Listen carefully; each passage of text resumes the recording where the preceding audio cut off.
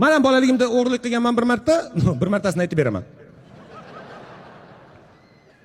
Har bitta tumanni kichkina bozori bo'ladi, bilasizlarmi? Kichkina tuman, kichkina bozori, o'sha kichkina bozorning burchagida bitta stolda velikka zapchast sotadi.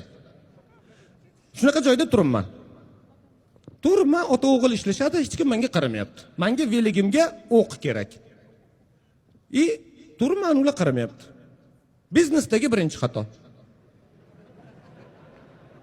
Mijozga e'tiborliroq bo'lish kerak. O'q turibdi, men turibman. İçimde mirsakar, maş kerakmi deyapti. Men aytaman, ha, olqay dedi.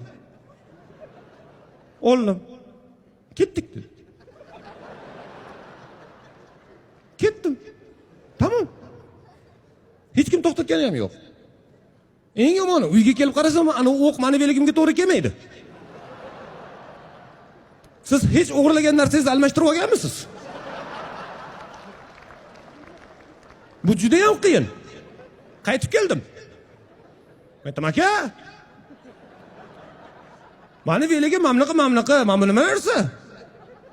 Aka o'g'lini urishdi-da. Biznesdagi ikkinchi xato. Xodimlar o'rtasida kommunikatsiyani to'g'ri yo'lga qo'ying.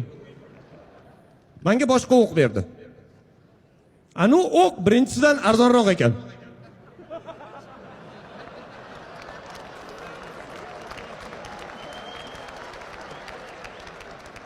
Menga 5000 so'm zdachi ham berdi. Men qo'limda pul, o'q qaytyapman.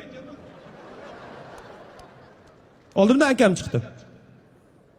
Meni kissamdan sampl oldingmi dedi. Men olganim yo'q. Lekin men olganim yo'q desam, o'qni qayerdan olding deydi, o'g'riligim bilib qoladi. Siz hech o'g'riligingizni bekitish uchun yana bitta o'g'rilik bo'yningizga olganmisiz? Men aytdim, ha, oldim. Nimaga dedi? Men aytdim, velikka o'q olgani. 10 mingga o'q bermaydi-ku dedi. Men aytdim, qolganini akam olib kelib beradi deb olib keldim. Akam o'zing olib borib ber dedi.